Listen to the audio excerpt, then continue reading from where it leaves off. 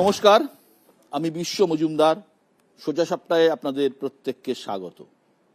সালটা 2003।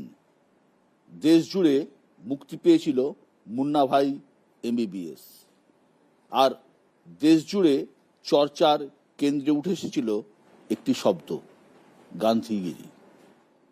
এই 2024-এ ভোটের বাংলার চর্চায় একটাই নাম, দেবগিরি। জয় শ্রীরাম বললে তিনি জড়িয়ে ধরেন, ভোটের প্রচারে গিয়ে প্রতিপক্ষের প্রশংসা করেন, তার সমালোচনা রেয়াত করে না নিজের দলকেও। সত্যি কি তিনি ব্যতিক্রমী, নাকি সবটাই আসলে অভিনয়? তৃণমূল কি একটু বেশি নরম তাদের অভিনেতা সাংসদের প্রতি? আর ঘাটার মাস্টার প্ল্যান, সেটা কি শুধুই কথার কথা? প্রশ্ন অনেক, উত্তর দেবেন যিনি, তিনি আমার সামনে। সোজা সাপটা দেব। দেব, নিউজ 18 বাংলায় সোজা সাপটায় আপনাকে স্বাগত। থ্যাংক ইউ বিশ্বদা, থ্যাংক ইউ সো মাচ। তোমার এই ইন্ট্রোডাকশনটা দেখে একটু ভয়ে আছি, তুমি না না, কিভাবে স্টার্ট করবে আর কি। তোমার দেখছি থায়ের উপরে যে যতগুলো পেপার আছে, প্রশ্নগুলো আছে, সেটা দেখেও ভয় লাগছে। আরে না রে ভাই, তুমি যেভাবে ব্যাট করছো, তুমি দেখছি সব বলই চালিয়ে খেলছো, কোনো তোমার চিন্তা নেই। না না, টাচ দেব, আজকাল রাজনীতি মানেই কুকথা, সীমানা ছাড়ানো আক্রমণ, কটাক্ষ, প্রতিপক্ষকে ব্যঙ্গ। সেই রাজনীতিতে আপনি ব্যতিক্রমী। দেব কি এমন নেতাই হতে চেয়েছিলেন?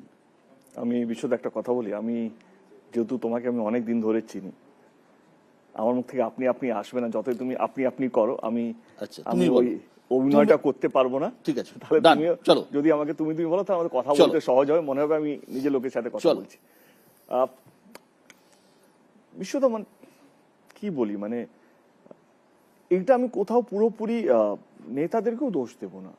কারণ যবে থেকে আমি রাজনীতিতে এসছি, আমি যে কুকথা শুনিনি, ভালো কথা শুনেছি সবসময়, তা নয়। কিন্তু আমি 2014 থেকেই কুকথা শুনে শুনে অভ্যেস, দিয়ে যাচ্ছে বিরোধী দলকে চোর বলতে হবে, এই করতে হবে, সেই করতে হবে, তো বলে এসছে। এবং আমি পুরোপুরি দোষ নেতাদেরকেও দেবো না, কারণ এটা বলে বলে ওরা জিতে এসছে।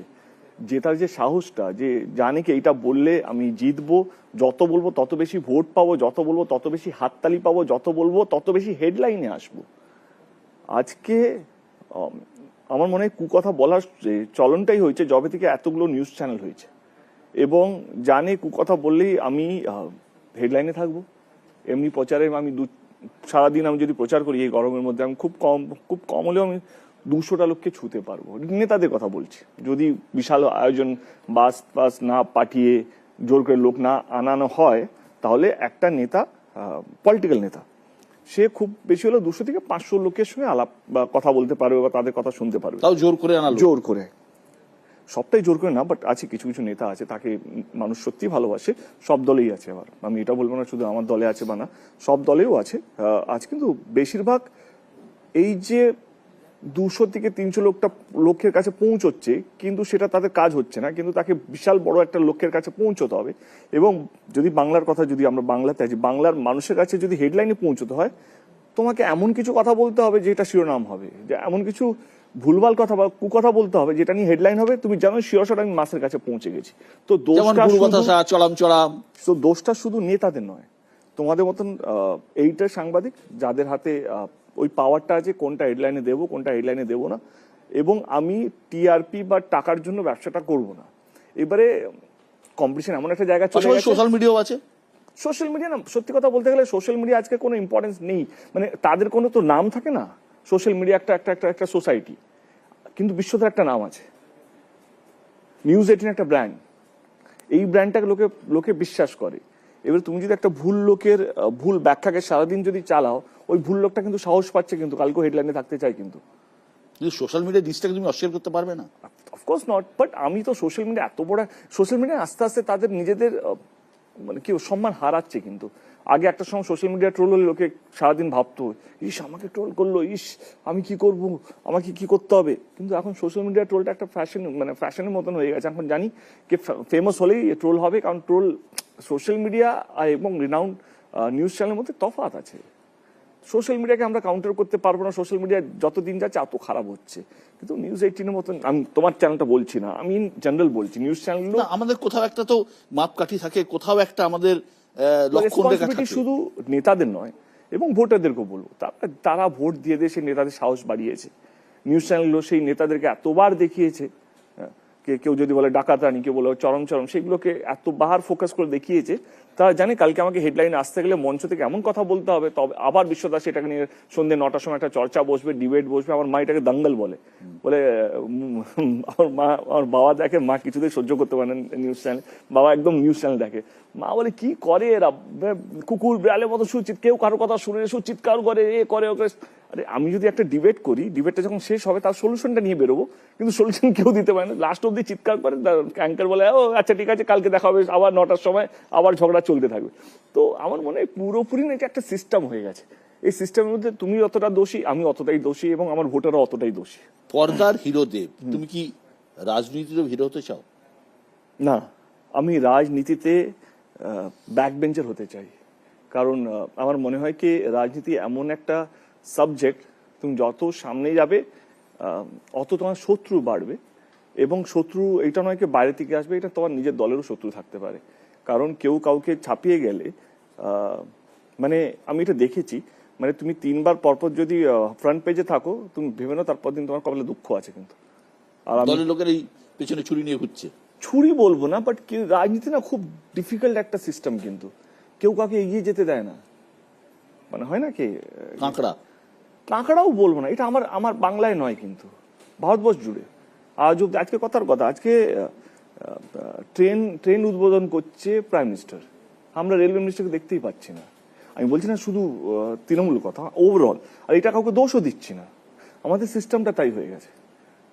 আজকে হসপিটাল যদি উদ্বোধন করে, প্রাইম মিনিস্টার নাম বলতে চাই, অনেকজন প্রশ্ন কেন আমি প্রাইম মিনিস্টারকে টার্গেট, এটা প্রাইম মিনিস্টারকে টার্গেট করছি না, এটা আমাদের দেশের সিস্টেমটাকে টার্গেট করছি। কে আজকে যদি একটা হসপিটাল উদ্বোধন হয়, সেখানে কিন্তু আমরা হেলথ মিনিস্টারকে দেখতে পাই না, দেখতে পাই কাকে? প্রাইম মিনিস্টার লেভেলের লোককে, প্রাইম মিনিস্টারকেই দেখতে পাই। কথার কথা, আজকে যদি রাম মন্দির উদ্বোধন হচ্ছে, আমরা কোনো বড় পুরোহিতকে দেখতে পাচ্ছি না, কাকে দেখতে পাচ্ছি? প্রাইম মিনিস্টারকে দেখতে পাচ্ছি।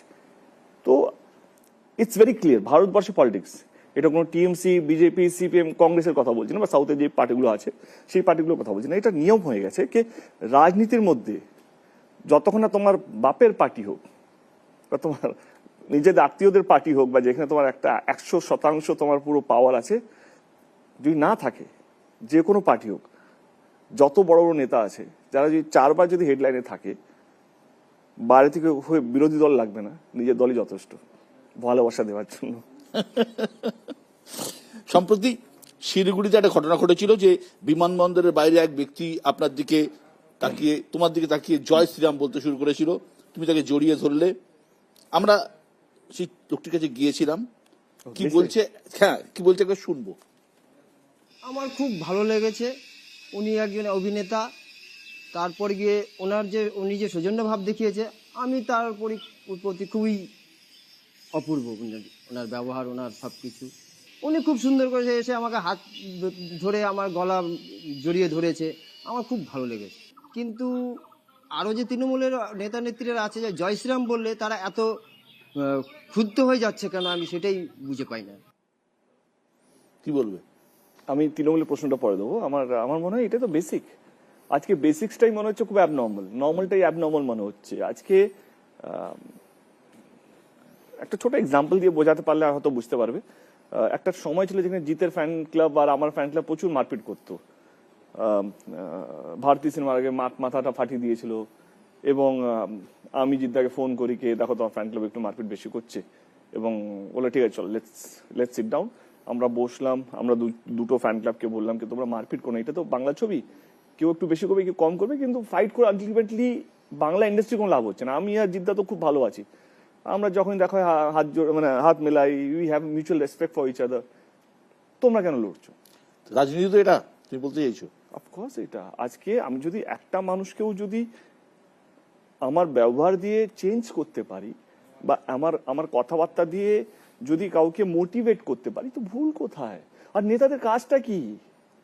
নেতাদের কাজ, অভিনেতার কাজ দুটো আলাদা। আমরা স্বপ্ন বিক্রি করি, যদি অভিনেতা হয়, অভিনেতা কি করে? অভিনেতা স্বপ্ন বিক্রি করে।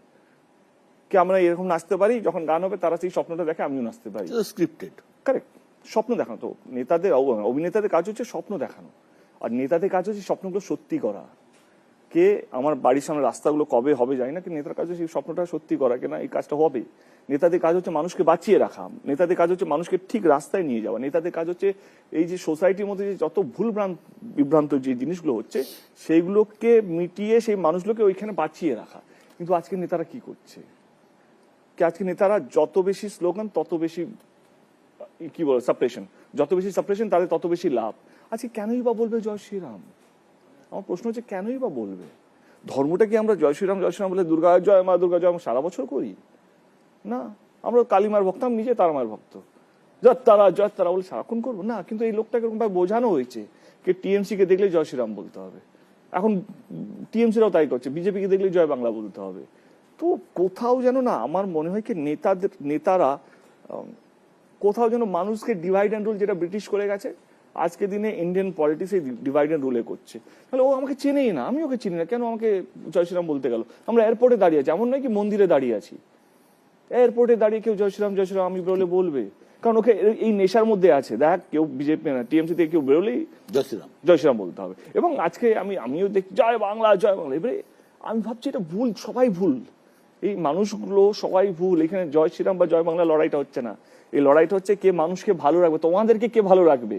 কিন্তু তোমরা নিজেরাই তো ভালো থাকতে চাও না, কারণ তোমরা নিজেরা বুঝতে চাও না, কারণ তোমরা এমন একটা ধর্মের পার্টটা বুঝে নিয়েছো, এমন একটা পলিটিক্যাল পার্টিকে ভেবেছো এই আমার ভগবান, সেটা ভুল। সেই ভগবানটা কিন্তু তোমাদেরকে ইউজ করছে, অধিকারটা বুঝে নিতে পারছে না বলছো।